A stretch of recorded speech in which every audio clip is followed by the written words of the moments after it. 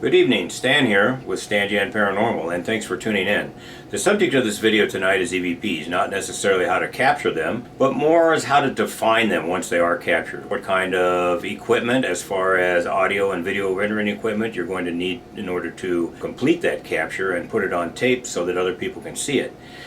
Now, as you watch the ghost hunting, ghost busting channels, you'll see that they use a variety of types of equipment, such as a Spirit Box 7, or a Spirit Box 11.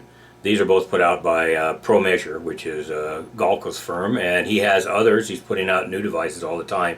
There's some aftermarket things, and there's some that are quite pricey, like a Geoport.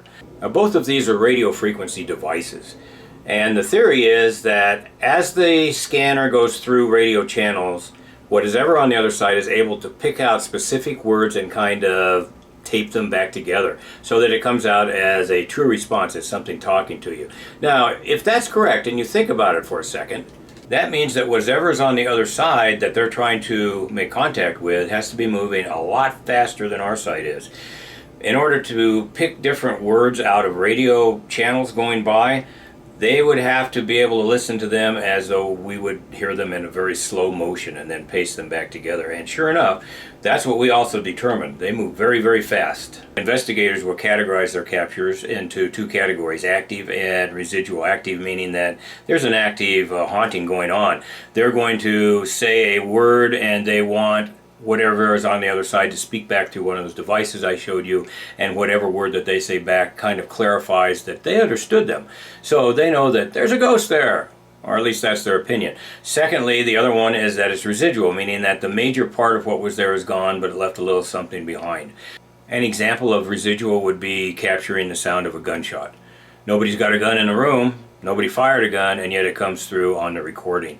That's not active, that's something that took a device to produce it, but it's there just the same. If you're watching the programs, you can't hear it. They're holding it up to their ear like this, trying to listen to it, and then they'll put it down later on and they'll repeat it several times, and they usually do the same thing that they all do, and we do it too, and that is they'll write underneath it what they believe the word is. Sometimes they're close, and other times I listen to it and I'm like, God, it doesn't sound to me like that's that word. Mostly they're dealing with active EVPs. That means there's actually something that they're trying to communicate with. The responses that we're getting, for the most part, don't appear to be active. They appear to be very old. So I've given it the name as a latent EVP. We all know what latent fingerprints are. That's something that's left behind that was intended to be concealed but isn't. On crime scenes, that's what the police go after, and what we went after here is latent EVPs, and we captured them. We did find them. This hunt was put out by the Masonic Scottish Rite House of the Temple in Washington, D.C. on Halloween night, October 31st of 2022. It was an 11-hour process. The first part of the video is about 11 or 12 minutes of the moderator describing the House of the Temple on the inside and where they set up their cameras at, and the kind of activity that they have seen, heard, or captured in the past, showing that they believe that there is an active haunt going on within the temple. And they asked for people to watch, and if anybody saw or heard anything, as far as anything even as simple as an orb, or heard anything that sounded like an EVP, to let them know so they could go back in and investigate it further. We picked the entire thing apart and found that, in fact, they had made some very, very good captures. They are their captures. We didn't capture it. All we did was define them. And then when we tried to submit them to them, they didn't want to listen to it. It's their choice. We did what they asked. So you're going to be the first ones that actually get to see it and decide on the merits of it before they themselves actually get to see it. Again, though, I stress, we didn't make the captures. The captures are all theirs. They get the credit for that. We're going to tell you the kind of software that you're going to have in order to replicate our findings, and I hope some of you try. We put down underneath what we think it is. If you're watching and you think it's something else, drop a line in the comments, because we'll certainly look. We're not experts at doing this. We're going to start off slowly, and in the end we're going to go in and we're going to define what we call EVP murmuring. That's a new subject that you just heard from us. We named it, we found it. And what it is basically spirits talking to other spirits. That will be towards the end of it. You're not going to want to miss that. The more that we learn as we go along, the better we're able to break through this veil that separates the two worlds and find out what lies beyond. The following is a video capture critique by Stan Paranormal of the Washington, D.C. Scottish Rite House of the Temple Ghost Watch, conducted on the evening of October 31st, 2022. We were not on location for this hunt and have never been to the House of the Temple. This video is merely an analysis and our opinion of the types of activity that may have been captured during this ghost watch. This was a 5-camera Zoom network-based hunt. The timeline shows that it started at 0 hours, 0 minutes, and 0 seconds, and concluded at 11 hours, 20 minutes, and 35 seconds. As a viewer, you would have to have set for 11 hours to watch the whole thing. The moderator had correctly deduced that most people weren't going to do that. He asked that anyone that saw or heard anything unusual to please send it in. We did our analysis post-mortem, that is, from a cached copy of the entire program with the timeline. To dispute, comment, or verify our results, you must also have a copy of that timeline. You will also have to have some kind of video program capable of rendering that timeline, and a separate audio program capable of dissecting that timeline. The moderator permitted for roughly 30 minutes for people to come online before beginning his hosting. Well, good evening, everyone, and welcome to our first House of the Temple Ghost Watch. I'm Maynard Edwards, 32nd degree KCCH, Scottish Rite Freemason, your host here on the Scottish Rite YouTube channel, podcast host, and this is really going to be kind of an exciting night. We've never done anything like this before, and depending on how tonight goes, we might never do it ever again. So thank you all for joining us. We've got a ton of people watching, 100 people watching right now. So many lodges are joining us. Let's get started and focus in on what it is. We edited the opening dialogue for pertinent information. So here we are. What I want to kind of just go over these cameras and give you a rundown of exactly what's happening. We'll start up in the temple room and work our way around. All right, so what you're looking at now is, besides my mug, is a camera in the temple room aimed at the east. Now, the temple room is our grand ceremonial space inside the House of the Temple. And generally speaking, it is used for the biennial session.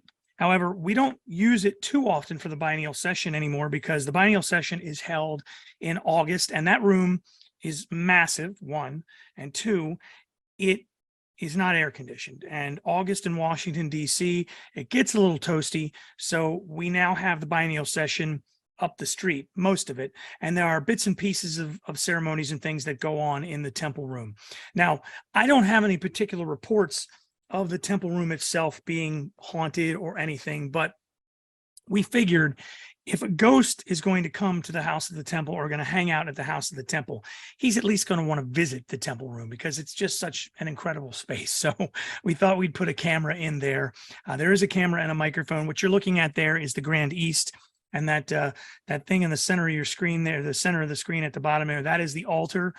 And there are 5 books on that altar representing all the various faiths that of men that are in the Scottish Rite. It's, as you know, as with Masonry the world over, it's open to men of all faiths and all religions. And so in our temple room, we put those 5 books there to be representative of the fact that Scottish Rite Freemasonry is open to men of all faiths. So that is camera number 1. Camera number 2, let's go to here. And this is the library stacks. So our library is divided into 2 sections. There's the reading room, which is just beyond those doors there, and then the stacks. We have had reports from staffers of mysterious openings and closings of those 2 doors, of shadows kind of passing through those doors, and that is why we've got a camera aiming at those doors in the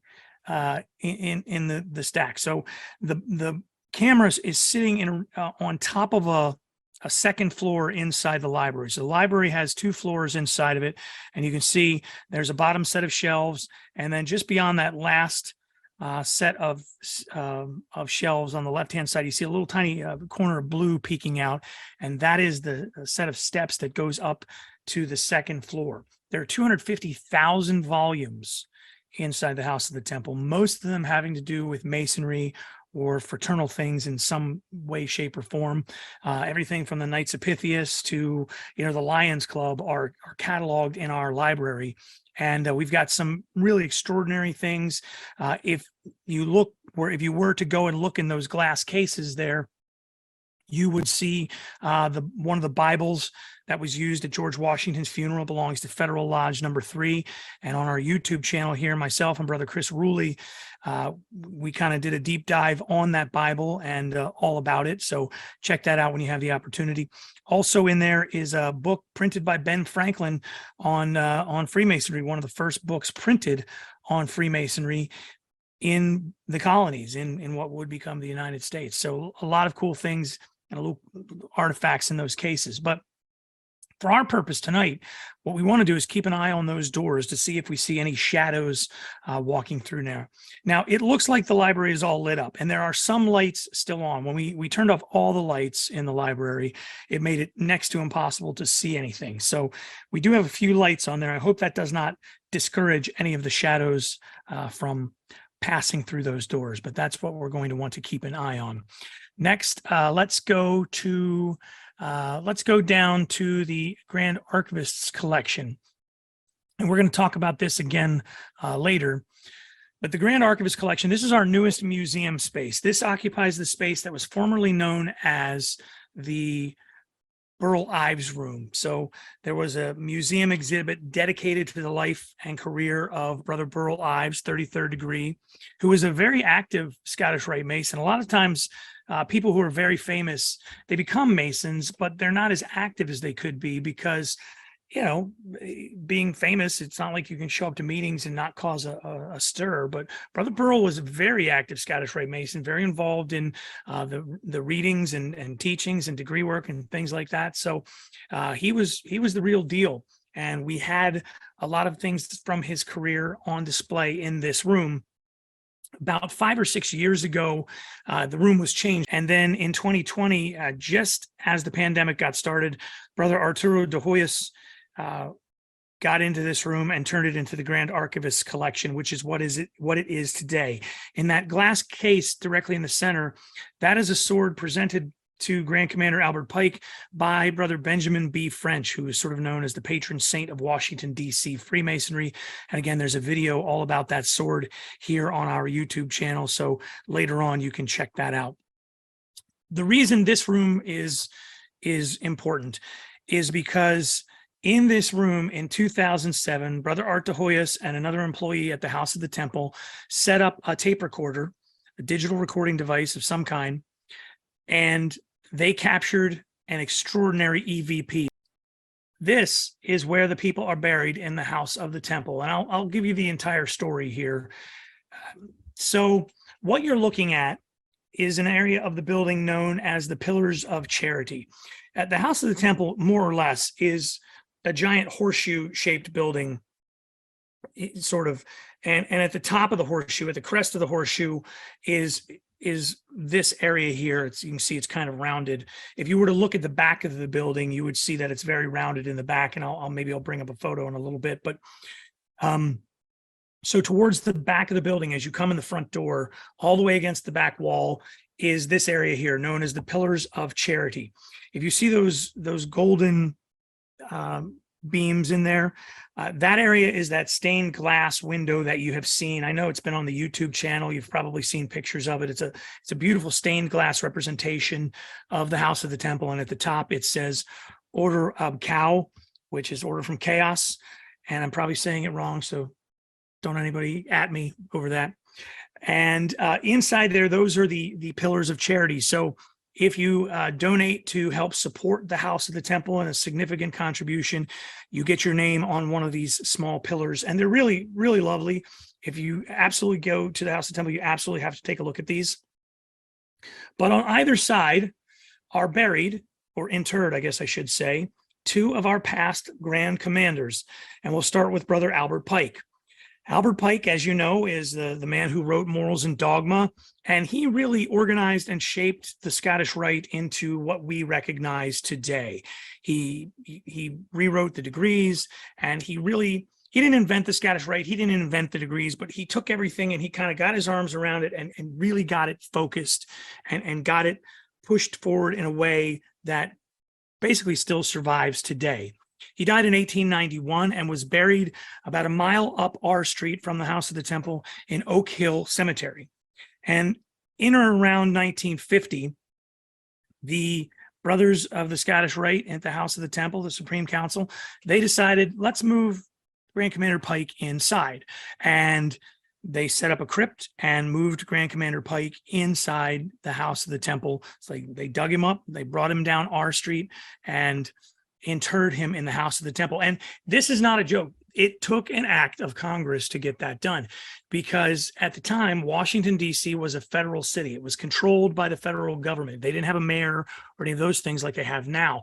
So all of those things had to be decided on by Congress. So it took an act of Congress to move Pike from the cemetery he was buried in at Oak Hill Cemetery to the House of the Temple, because in DC at the time, it was against the law to have a human being interred inside a building like this. But they got an act of Congress and got it done. Over to the left is Grand Commander John Henry Coles. John Henry Coles was a Grand Commander through a very, very pivotal time in Scottish Rite history.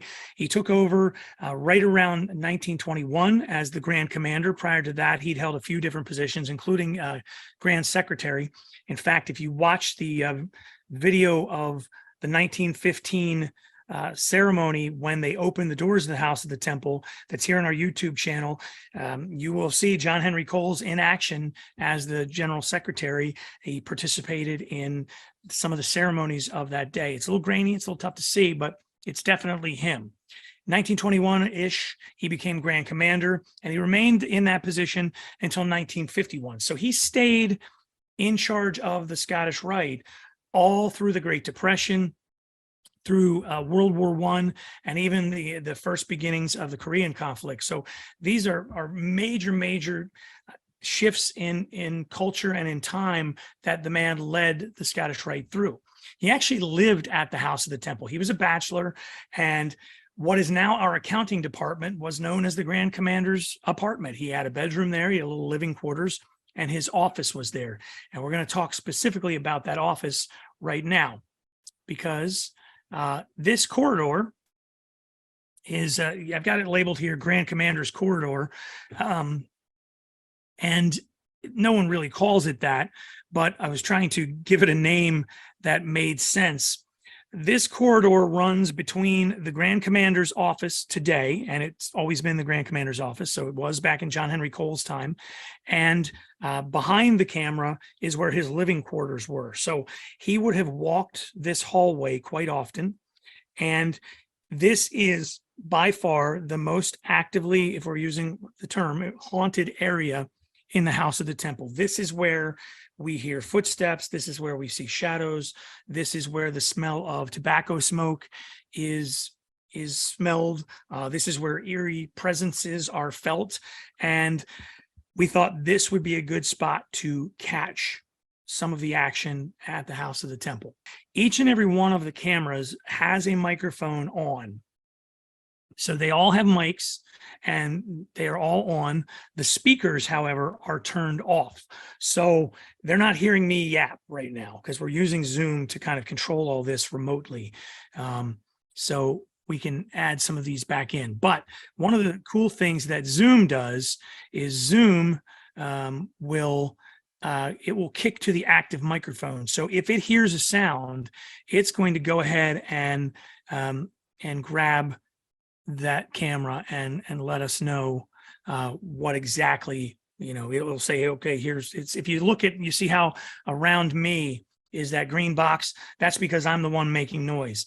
If other noise gets picked up, it will switch to that camera. So we're going to be very, very quiet for just a little bit. Okay, so this is the program that I use to do all kinds of editing and audio engineering stuff, and it's called Adobe Audition, and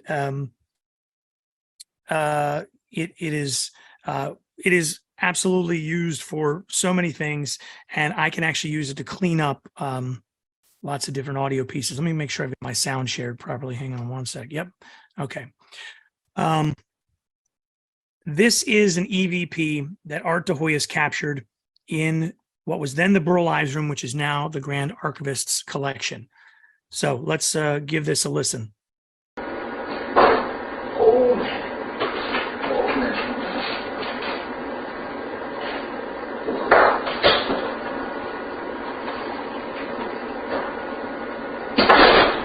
Yeah, so right in this area here, those are just bangs. And again, this was captured, I should mention, this was captured at 2 o'clock in the morning. No one was around. And if you listen right in this area here, you will hear a human voice. It sure sounds like a human voice saying old memories. So no one's around, and there's all this banging. You see the banging here in these waveforms, some pipes making some kind of noise or what have you. But right in there, this is what you're going to want to listen for. So let's listen to it again. Old memories is what it sounds like. A little cleaner. So let's try it again.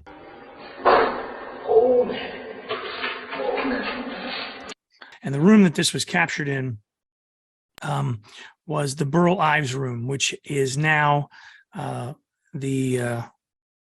we'll zero down to the Burl Ives Room.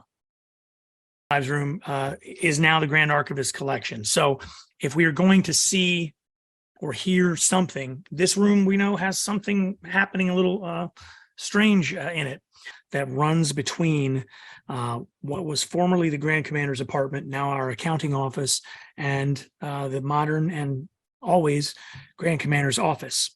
And they're basically about 6 rooms sort of interconnected, and then this hallway that runs on the outside of them. In this hallway, we find people hearing footsteps that aren't of people that aren't there. We hear people telling us about tobacco smoke, smell in the hallway, things of that nature. When we're done yakking here tonight, we're going to leave these cameras up. So if you're up and about in the middle of the night and you want to check in on what's happening at the old house of the temple, we'll leave the cameras up.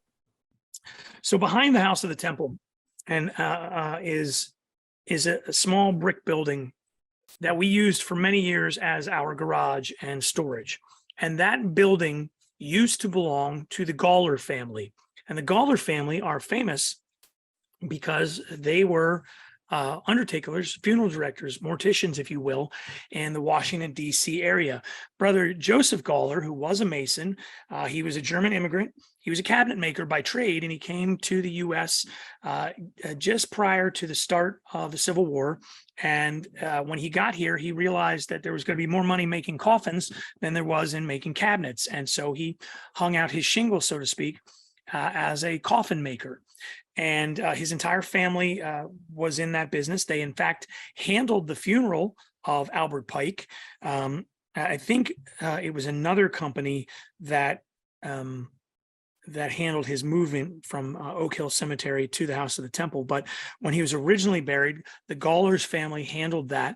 Then around the turn of the century, Joseph Gawler, the family patriarch, passed away, and bits and pieces of the business were sold off.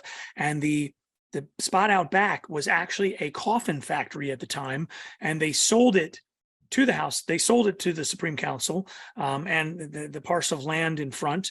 And they actually leased it back from the fraternity for a number of years.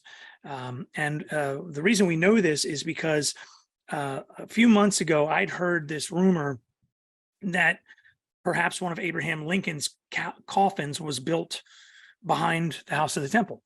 And we did some investigation, and we found the company that made the coffins, and they're still in business. They handled and Gawler's still around. They handled the funeral of George Herbert Walker Bush, Dwight Eisenhower, Madeleine Albright. They even handled the embalming of JFK. And they have a small museum set up in their office near I guess what part of town it's not Silver Spring, but it's I guess it's over in Northwest. They have those things on display, which is really very cool. And we did confirm that none of Abraham Lincoln's 3 caskets were built there. There were 3 that he was put in. He was put in one coffin to be moved from the Peterson house where he died across the street from Ford's Theater. He was put in one casket there and transported to the White House. Then he was put into one casket that was sort of destroyed by grave robbers at one point in time. And then there was another casket after that he is in today. So, but none of them were built at the House of the Temple. But it is possible, even likely, that Albert Pike's coffin was built there. And we're just going to leave these cameras up, and you can check on them all night. They will literally run until we shut them off tomorrow morning. There are 5 cameras left running. They are the Grand Commander's Corridor, the Grand Archivist Collection, the Temple Room, the Library Stacks, and the Crypts. The hope of the moderators is that one or more of the cameras will hopefully detect some kind of apparitional phenomena. Barring that, they hope to capture some EVPs, which are electronic voice phenomena, or some kind of other sound phenomena that should manifest itself on the soundtracks.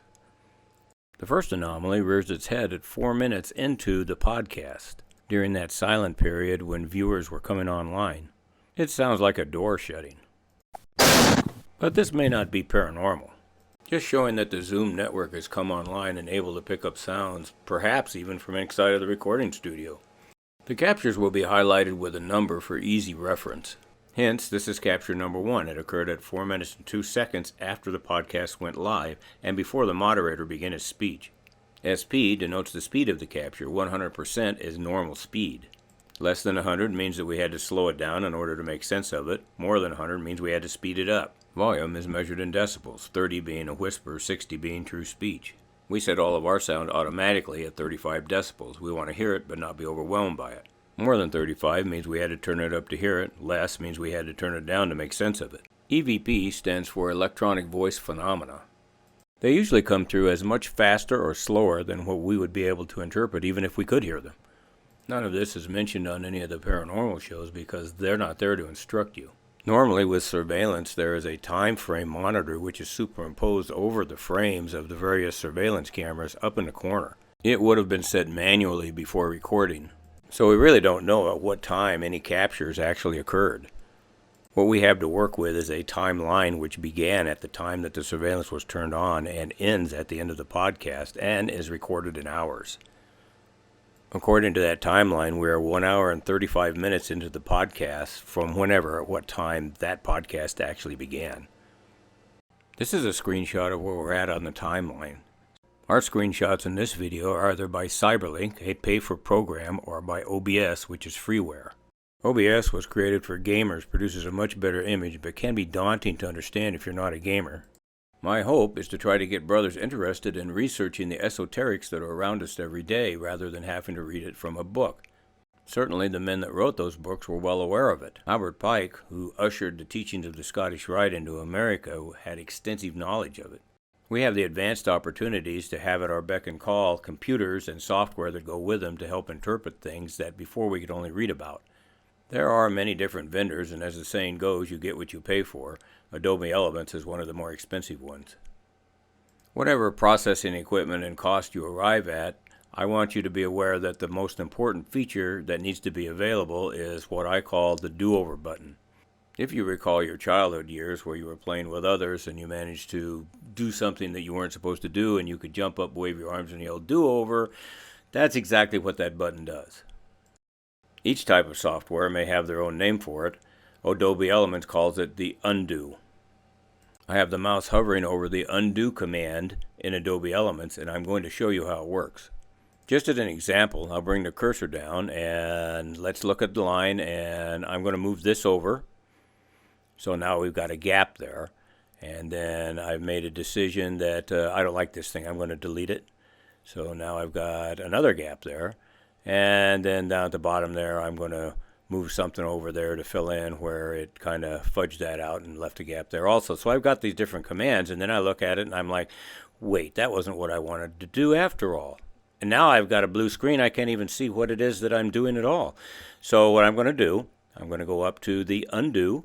If you remember, I just made 4 command changes. So I'm going to go up here, going to drop that down and count it. 1, 2, 3, 4, and I'm back to the very beginning. So I just corrected all of my work without having to even decide what it was I needed to move back. In whatever software you decide upon, if you remember that one command, you will save yourself hours of misery. Having said that, we will now look at one of the EVPs on this timeline, which will highlight exactly what us as investigators look for. It is one of the best EVPs that we have never captured. I say that because we didn't capture it, Maynard captured it. By our number sequence, it is number 28, which means that we located it much further down the line while doing this analysis. On discovery and analysis of number 28, we scrapped all of our work and started over, which put us weeks behind. But in the end, it's well worth it. If you have acquired a copy of the original timeline from Maynard, you will find it at 4 hours, 48 minutes, and 28 seconds on that timeline. This view of the segmented area shows where on the timeline this capture was made at. At the 35 decibel sound increase that we run during our reviews, we see nothing at all on that timeline. That segment is void of any captures at all. Adobe provides an audio gain key to boost it as necessary. So if you're following, you see I raised it another 35 decibels, so now we're at 70 decibels because our baseline was 35. And suddenly a sound capture appears. Now we're at the beginning of investigating a possible EVP. Now we're at 70 decibels. Remember, the original was 35 and I just boosted it another 35. Normal speech is 60 and we got something.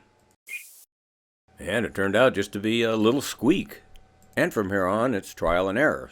So now I'm going to boost the audio another 50 decibels to 120 and cross my fingers I don't blow my speakers out. And my guess is that it's going by too fast. I'm going to slow it down 20%. Still sounds too fast. So trial and error. Let's slow it down to 60% of true speed. Well, you can see where I'm going with this. If you're hunting for paranormal activity on surveillance, it's not going to just jump out at you. You have to hunt it down. I already know that what I want to arrive at is at 22% of true speed. That is, we're reducing it 78% in order to hear what's actually there. And this is what it is. Quitting time. See you boys at the tavern. Technically, this is not an EVP. It's not a voice. When Sarah Estep founded the American Association of Electronic Voice Phenomena in 1982, the equipment that they were using was basically reel-to-reel recorders. They were specifically looking for voice patterns. Mainstream science branded it not as EVP work, but as auditory pareidolia. That's where the human mind incorrectly interprets random sound patterns as being familiar sound patterns and thinks they are speech. Coupled with the fact that voice patterns can easily be faked, it's controversial. Here in Las Vegas, ventriloquist performers get paid big bucks to throw their voice on stage. However, my ears tell me that's some kind of horn, and my mind's not going to make it out to be anything else. Because of its popularity, we still have to use the term EVP in describing these sounds. But mechanical equipment sounds or musical instruments, very hard to debunk as being pareidolia. Combine that with the fact that the timeline had to be boosted 35 decibels to even hear it, and that the speed had to be reduced almost 80% in order to hear it accurately. That the moderator has in his possession the original timeline, while we have in our possession the capture from that timeline, and that we are on opposite ends of the continent, and it's pretty much irrefutable. Had you been in the room with what is known as natural naked hearing, at its 100% high-speed pitch, you would have perceived it to be like an insect, perhaps a mosquito going by. I hope this little diversion induces you to want to stay and look at the rest of the video. I know it's a long video, even if you have to watch it in segments. We isolated 50 EVPs, of which 7 are what we call EVP murmurs. Those are conversations between no longer alive entities. Here's where we left off at to go look at that evidence. You can see that right up here, Maynard's still here. He's got the green frame around showing that he was the one producing sound as he signs off. Now, as he goes ahead and signs off, we're going to be left with this timeline here that I'm running the mouse across. And what you can see here is that there are all kinds of peaks in here, and this is audio. And this is not normal. It's highly congested with audio spikes, for lack of a better term, muddled. It gives us the impression that somewhere a microphone has been left open inadvertently and it's picking up all kinds of background noise. That's not to say it's the fault of the control room. Zoom itself is not an infallible program. This is a compressed timeline showing the 5-camera network that we were left with. Once we get to the end of this timeline, camera number 5, the camera over the crypts, just cuts off. It just goes off dead, and we're left with 4 cameras for the rest of the night. And that's it. We're left with this view here for the rest of the evening. We will now present the remaining captures. These first captures are in that muddled zone. We will first show the timeline coordinates as to where the capture was determined to be at, along with what it sounds like in normal time if it could be heard in normal time. We will then show our adjustments and findings. Hence, the second capture was isolated at 2 hours and 6 minutes on the timeline. The speed is 100% true speed, and the volume is our baseline of 35 decibels. With those parameters, you can barely hear it. With the speed reduced to 60% and the volume raised up to 45, it kind of sounds like it may be agreeing with me about the muddled timeline. Of course, that's the problem with EVPs. They are always subject to interpretation. Number 3 sounds like a real-time cough, which reinforced my idea that a mic was open somewhere, but when slowed down to 45%, it sounds more like a sneeze. I've never heard of a ghost sneeze before, but what do I know? Something put him over on that side, that's for sure. Gesundheit. Number 4 has a voice. Maybe I can't take it? Sometimes you need more help than what a video program like Adobe can offer. In order to increase audio clarity, we must use an audio rendering program rather than a video program. My choice is NCH WavePad, an Australia-based program. Demonstrating how an audio program works would be a separate video in itself. So for the rest of this video, we'll just focus on the results that I come up with. This is where the scientific claims of audio pareidolia show up. The rendered audio soundtracks are never exactly clear. I mean, if EVPs are authentically from the other side, quote unquote, then it's dead people talking to us. What do you expect? Here's the Adobe Elements finished audio product. What it looks and sounds like in WavePad before adjustments. And the WavePad rendering. That comes in better. To me, I think it still says I can't even take it. Jan says, not so fast. The last part, take it, comes in real clear, but the first part, still open to interpretation. And that's the way it is with trying to interpret EVPs.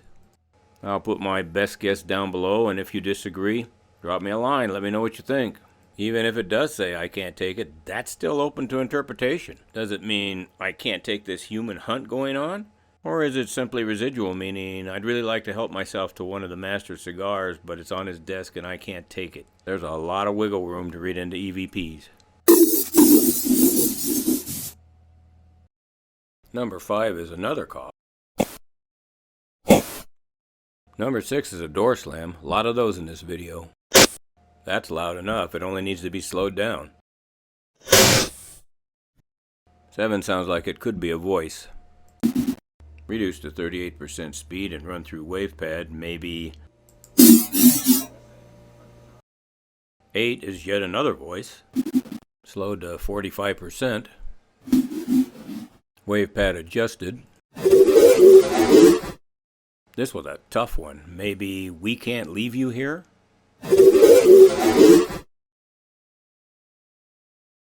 9 sounds like another shorter voice. Slowed to 30% speed. Again, just a guess, sounds like. I have no idea what number 10 is. It's high pitch. Slowed all the way down to 20% speed. It is a voice.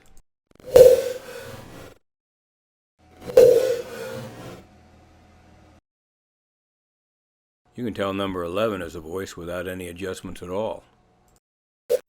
Slowed to 40%.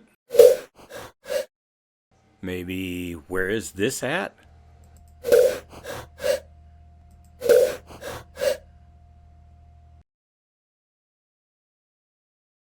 Number 12 appears to involve a tense dialogue between separate personalities. Slowed to 65% speed, it sounds like more than one voice.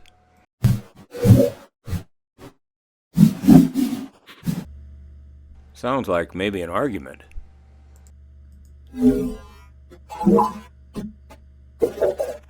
Wow, even in the great beyond, we're not immune to arguments. 13 is a one-person voice. 50% speed, we can almost make it out in its raw format.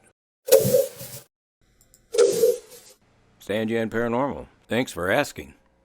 Number 14 is a door slam. Its volume is so loud that we had to turn down our baseline audio. This tells us it was either very close to the camera audio or it was slammed in anger.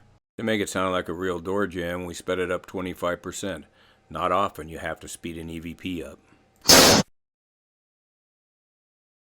Number 15 is another door slam, probably the same door. We did the same thing, but had to adjust it to other parameters.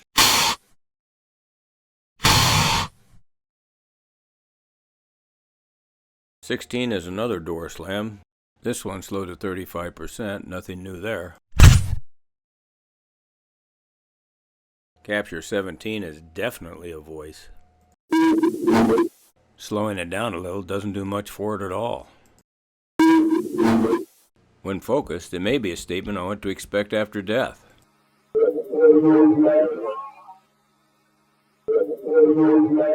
I personally think that's pretty cool.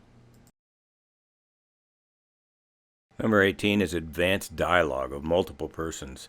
We'll let it play in the background so you can hear some of it, but we're not going to go into it. It's much too lengthy to do that. Here's a snippet of it at 100% speed. And reduced to 30% speed. Voice is there for sure. This is what we refer to as an EVP murmur. It's like when two people sit at a table close to each other and talk in hushed tone, so the people at the next table can't overhear what they're saying. It's a common complaint in haunted structures that voices can be heard, but they can't be made out. The speech pattern is jumbled, or it sounds like you're listening from a distance. This is a real surprise for new property owners who move into, inherit, or purchase haunted homes. They can hear conversations going on in rooms that there isn't anybody in, sometimes in the attic, sometimes in the cellar. You can put their ear against the wall and they can tell it's a conversation, but they can't make out what the words are. Sometimes there are active hauntings that accompany it, but in just as many cases, it's just the residual. Some trauma or adverse condition that cause people's emotions to be trapped in time and space that play themselves out, kind of like a phonograph record caught on a repeat cycle. It's almost always due to trauma or some kind of misfortune that plays itself out. It's not because of a happy home lifestyle. To my knowledge, nobody's been able to capture one. When homeowners hear them, they just run. Thus, none of them have ever been interpreted. But we did. I believe we are the first. So where would this EVP have come from? Well, from what I can see on Wikipedia, this lodge, the House of the Temple there in Washington, D.C., was actually had the ground broke for it around 1909. Probably there was some structures here before this lodge was built, and they were raised to put this lodge on top of them. Washington, D.C., New York, Boston, these are all old cities with a lot of activity packed into them. Because this is a Zoom-based system that we're using, the green highlighter indicates where the sound is actually being captured from, which is the Grand Commander's Quarter. In fact, most of the captures seem to be coming out of there. This could be the area that was built directly over that old structure.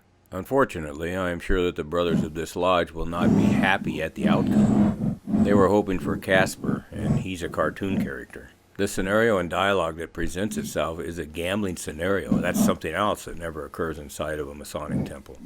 It's complete with a couple of brothel girls and some foul language, which I have muted out. Alarming to know that this is what the brothers inherited when they bought the property to build on. At least in our opinion, and it could happen to any of us who buys property to build on.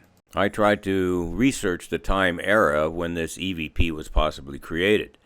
After 23 years as a gaming supervisor on the Las Vegas Strip, some of the calls that this dealer makes I do not recognize. It could be a very early form of craps or faro, no longer played, and I know nothing about those rules.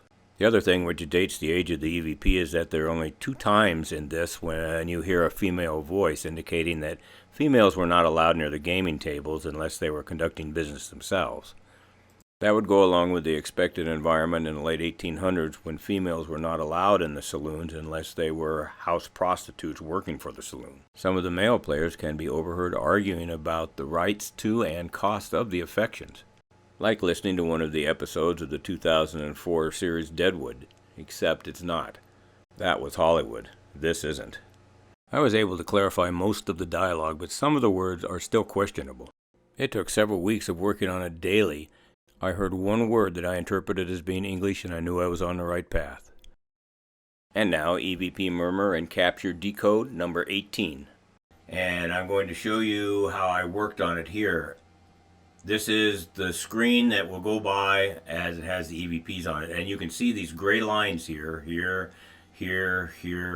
This is where I had to go in and I had to adjust these segments independently according to voice, pitch, volume, and a whole bunch of other things because none of it lines up. You can go from one segment to another and you could hear it clearly in one segment, or at least partially clearly, and you get to the next one and there is nothing that you can understand at all. It basically took days and days to work on this one recording right here. So keep that in mind, but also keep in mind that this is the longest EVP that has ever been recorded in history to my knowledge, other than the ones that Sarah Estep recorded on the reel-to-reel recorders that they used. Also keep in mind that this is not a TV recording, this is not a radio recording.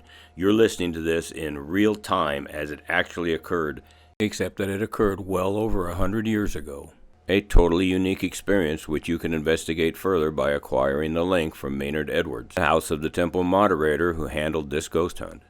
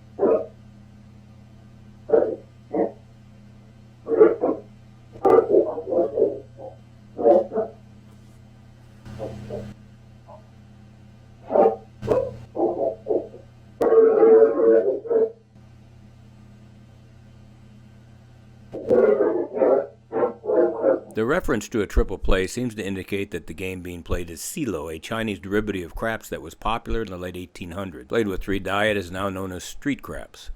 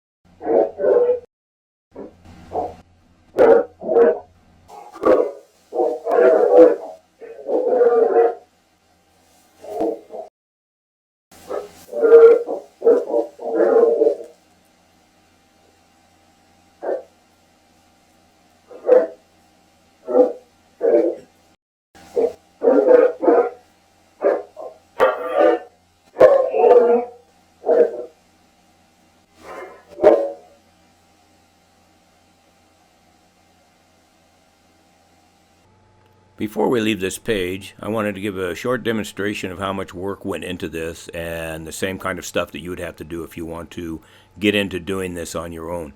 Here we have the timeline for Adobe Elements. These are all of the places where we've had to make adjustments, and as I move the pointer across, you'll see the indicator right here will also move, and it will show all of the areas and the words that we put in order to get through this video.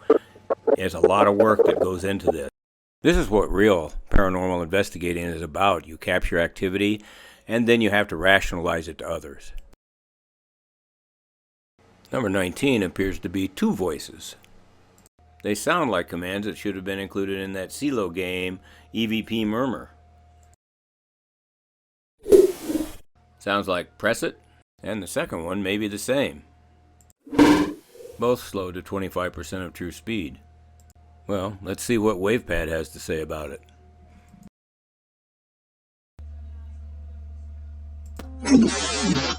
I'd do it in there. Boy, I wasn't even close. Well, that's why we have the software. And risk it? No, I wasn't close on either one of them.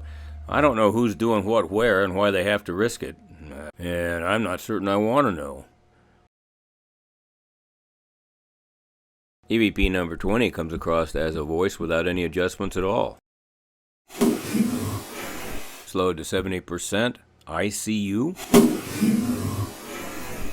Actually, two voices. The first, ICU, came through easily. The second came through so fast you couldn't hear it with normal hearing.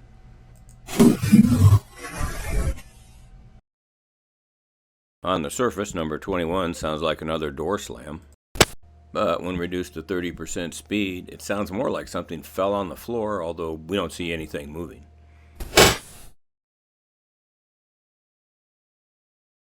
Capture 22 is definitely voices. Slowed to 50% speed, what's this, is a good guess.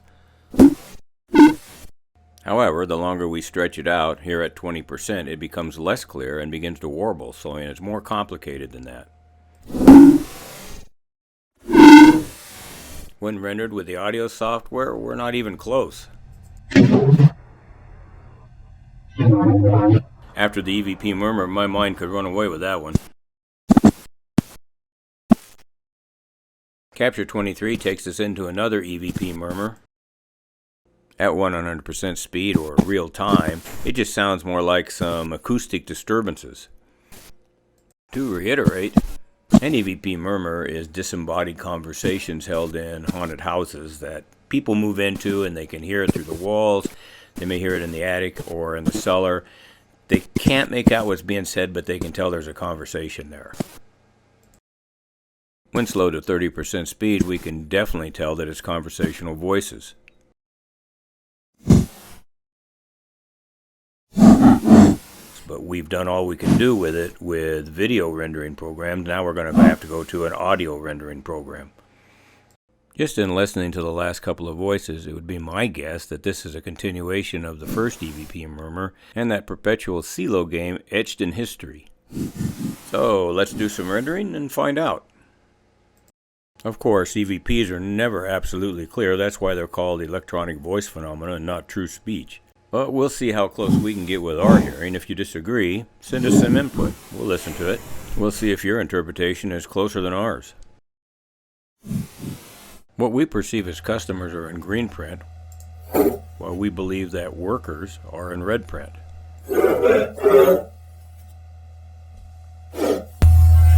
Obviously, it is from a green print point of view.